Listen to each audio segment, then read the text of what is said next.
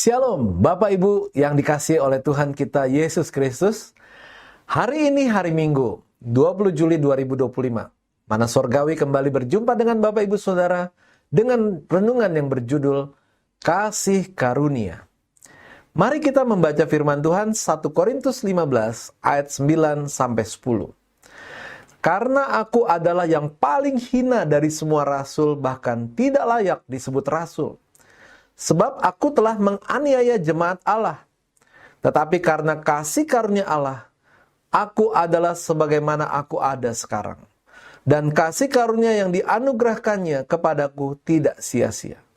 Sebaliknya, aku telah bekerja lebih keras daripada mereka semua. Tetapi bukannya aku, melainkan kasih karunia Allah yang menyertai aku.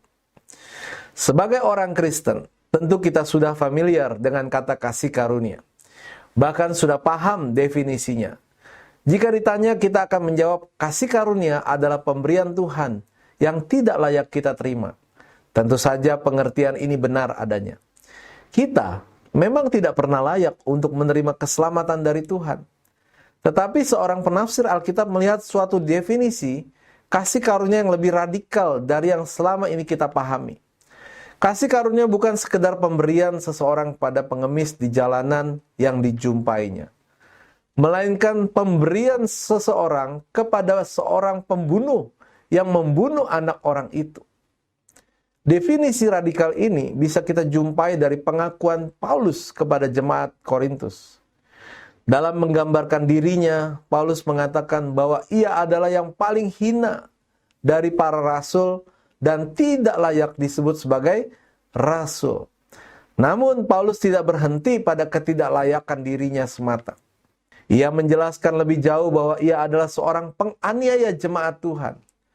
Sebagai seorang yang berkobar-kobar untuk mencari, mengancam, menangkap, bahkan membunuh pengikut Kristus.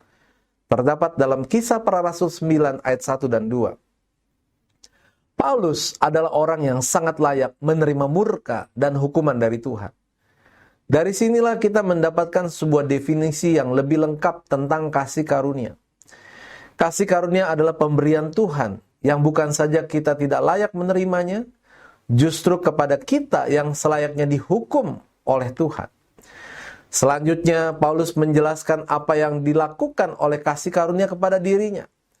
Paulus menjelaskan bahwa karena kasih karunia Allah, aku adalah sebagaimana aku sekarang. Perlukah Paulus memamerkan diri sebagai rasul yang bekerja paling keras? Paulus bukan sedang memamerkan dirinya. Justru ia memberikan bukti nyata karya Roh Kudus melalui kasih karunia Tuhan baginya. Ia juga memberikan definisi yang lebih holistik dan radikal terhadap kasih karunia dari yang selama ini kita pahami. Pertanyaannya, seberapa jauh kasih karunia yang kita terima dari Tuhan telah mengubah kita? Kita bisa mulai menempatkan diri sendiri. Bukan hanya tidak layak menerima kasih karunia, tetapi sebenarnya kita adalah orang yang selayaknya menerima hukuman Tuhan.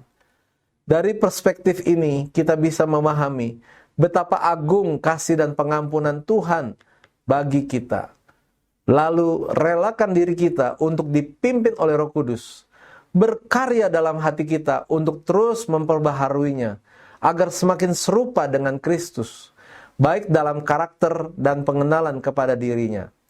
Ini adalah rancangan dan panggilan Tuhan bagi setiap orang percaya. Yang terakhir, responi gerakan dan panggilan Roh Kudus untuk bekerja lebih giat lagi di dalam Tuhan. Hal ini bisa kita wujud nyatakan dalam bentuk pelayanan bagi sesama dan juga keputusan dan komitmen untuk menjalani kekudusan hidup di dalam Tuhan yang dipimpin oleh Roh Kudus. Kata-kata bijak hari ini, kasih karunia bukan hanya mendapat pengampunan, tetapi juga mendapatkan semua kebaikan Tuhan. Bapak Ibu, kami mengajak untuk sama-sama berdoa. Tuhan, terima kasih atas kasih karunia-Mu. Biarlah kasih karunia-Mu tidak sia-sia di dalam hidup kami, namun memperbaharui kami. Dalam nama Tuhan Yesus, kami berdoa dan mengucap syukur. Amin. Puji Tuhan, kami senang renungan ini menjadi berkat untuk Bapak Ibu semuanya.